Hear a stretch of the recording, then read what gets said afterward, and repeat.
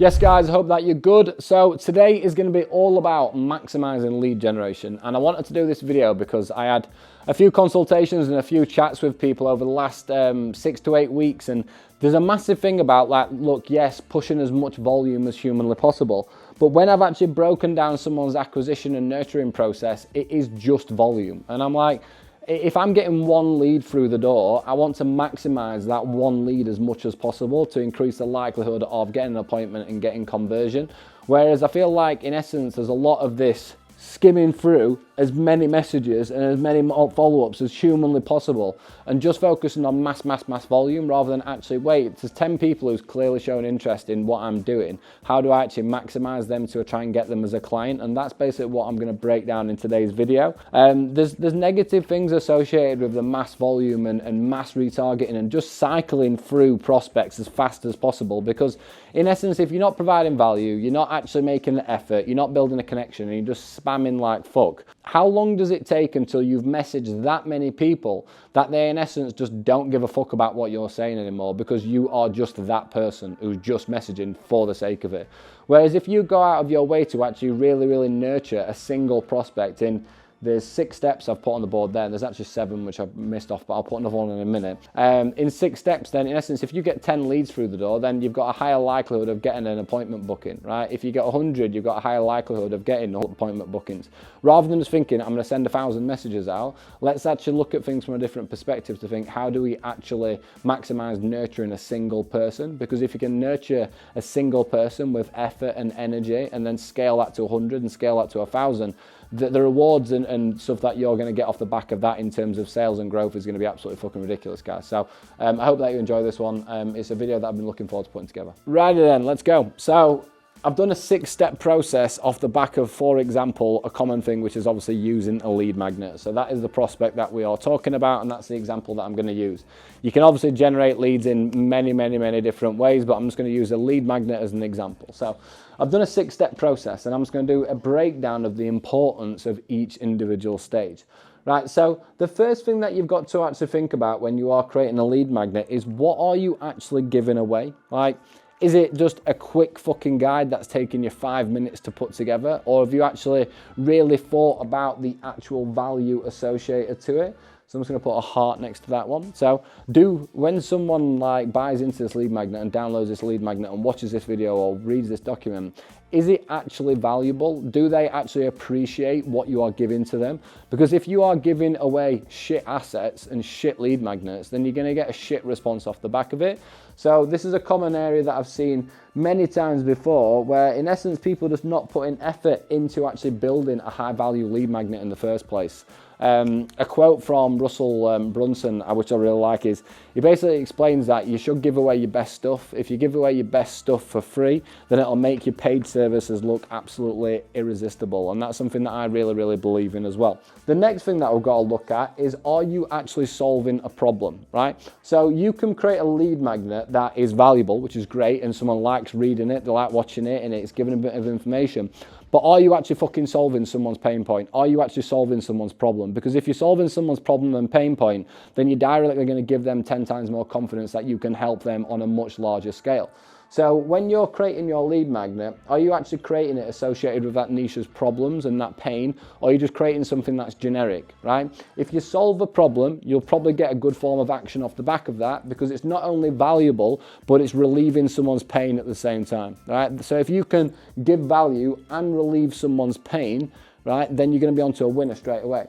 And what I basically put down here is the fact that if you have a value lead magnet and you solve a problem and you have a clear call to action, before even looking at about all this stuff on the other side of the board, you can maximize that single lead just from the effort that you actually fucking put into it in the first place. Now moving over to how we actually go about nurturing this person, right? So the first thing that I would highly recommend is have an automated 10-day email nurturing sequence. So in this 10-day email nurturing sequence, we are not trying to sell and smash the fucking back life off of someone because of download a lead magnet. We're going to try and get them to know you as a person, the culture of the company, the type of people that you've helped, how you work, what your unique process is. In essence, drive as much attention to you and your personal brand and what you do and how you do it as possible to, again, just generate more trust. Because if we can basically generate more trust at this point there, when it comes to the actual outbound elements in a second, we're going to be onto a better winner straight away, because someone has been impressed with the value, they've had a problem solved, they might not have taken action, that's fine, but they've had 2 or 3 days worth of emails what are coming through already, which they actually genuinely enjoy reading, and they feel like they're getting to know you a little bit more. So when it comes to actually outbounding them, they're going to be more confident to actually speak to you, because they trust you, they feel connected to you. So what you then basically do from that point is, we've got value, we've got a problem solved, we've got an email nurturing sequence in place, which is there. That's when you can basically start coming in with the outbound DM, right? I'm a big fan in doing a 24-hour response when it comes to a follow-up on a lead magnet.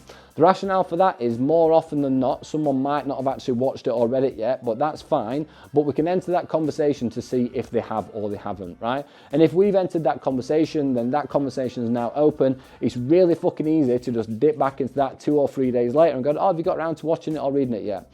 Sometimes, and a lot of the time, people will opt in for a lead magnet, but not actually watch and complete it. It's massively common. So even just following up in that first 24 hours saying, hey, did you get that asset all right? Have you got around to having a look at it or going through it yet? You're just entering that conversation, but you're reminding that person, oh yeah, I fucking opt into that, I need to actually go through it. Because what you'll find is, someone might have opted in and you've got the details, but they've not seen the value and you've not actually solved the problem, and they just need that reminder to actually go back into their emails and find it and go through it, so you can make sure you've got stage 1 and stage 2 on lockdown. So we've got a 24-hour response on an outbound DM, which is absolutely mint, because that means that that conversation is open to keep resurfacing and retargeting over 2-3 days after they've opted in, to make sure that they actually have seen value and had a problem solved. What you can then also do is, if you basically have not had a response from that 24-hour message or 2-3 days, I've put 3 days there, but I'd actually go like 3 to 7 days. If someone's not responded to your outbound message, guys, like, end of the day, maximize that lead, fucking ring them up. They opted in. They submitted their email, so they're going to expect an email next sequence. They submitted their number. They wouldn't have submitted the number if they weren't bothered about someone contacting them, right? So you've obviously got an outbound WhatsApp conversation, but for me, I'm just going to ring someone up, because I feel like if they've opted in and I've helped them and given them value, they've opted in because they were in pain in some way or shape or form. I'm going to ring them up and see how they are. Oh, hey, I've just seen that you downloaded our lead magnet 3 or 4 days ago. I was wondering how you found it and if there's anything that we can help you with. We're not trying to sell to them straight away, but it's another form where if we've not got through to them on DM, just ring them up. Because at the end of the day, we need to maximize a prospect. We need to maximize a lead. And at the end of the day, when we come back to it, someone's going to be happy that someone's actually trying to help them. You're going to have the odd people who just won't answer. You'll have the odd people who might be rude. That's acquisition. That's sales. That is just part of this process. Right? Then from that point, what you've got to think about is how we accumulate and populate data over time. Because in reality, out of 100 leads coming into a lead magnet, despite doing all of this stuff, you're still going to have a lot of fucking people who have just not taken action, not responded, not answered, not anything, right? That's just part of the process. So what you need to do from that point is make sure that you've actually got 365-day retargeting and acquisition systems in place. So this is something what I call the daily email annihilation sequence on the smart scaling Evo 2 assets that I created recently. And basically this is a system where we are continuously retargeting people every single day with the similar type of format to what I was speaking about in your email nurturing, where in essence you've got personal stories, pro stories, you've got client results, you've got shock, controversy, negative news, solutions. You've got loads of different sequences, and also you've got your spearhead in there.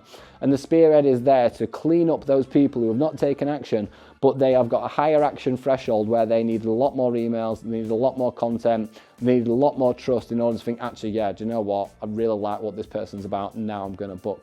And this is basically how we go to maximize, right? The one that I basically missed off from that point is actually having, if you look at my previous video about DM assets, if you've got a lead list, for example, a prospect list, and you've got all these lead magnets and you start with 500 emails and you start with work up to maybe 5,000 emails, every single time that you create a new lead magnet, send it to those people, because they might opt in again to show that they're actively thinking, and then all we do from that point is we just recycle this whole process again, even if they're on the list, if they've opted in again. So you go through step 1, step 2, step 3, step 4, and if they opt in again, we go through step 2, step 3, step 4. If they opt in again, we go in. And this is what I mean by creating this cycling process where we are not just getting a lead, picking them off and not resurfacing them down the line.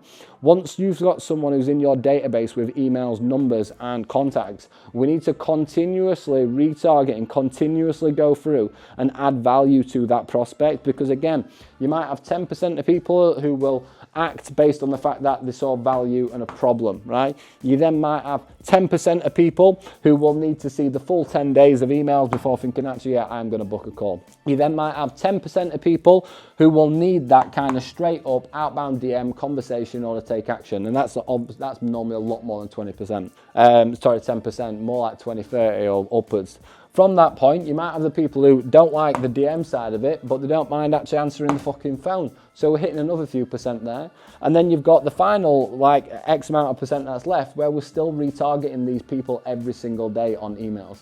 So this is my kind of argument with, yes, look, I agree with pushing as much traffic as humanly possible, and you've got your boosting posts, you've got paid ads and driving as much top of funnel awareness as humanly possible. But that's not the path of least resistance. You're gonna have to spend shitloads more money to get a load of rewards at the top of the funnel. Whereas if we've got a structure where we're nurturing and retargeting people in a fucking cylinder like this, and we're maximizing every 1, 10, 100, 1,000 leads, how much money do you have to spend on acquisition? You don't, because you're using the prospects and the data and the leads that you've actually got now, guys. So just something to take into consideration. I don't know what point you are at in business where you're doing stuff like this or not, but at least it's something that you can obviously consider down the line if you aren't, guys. So if you like this video, drop it a like. And again, if you need any support with your business, guys, drop me a message on Instagram or hit the link in our bio.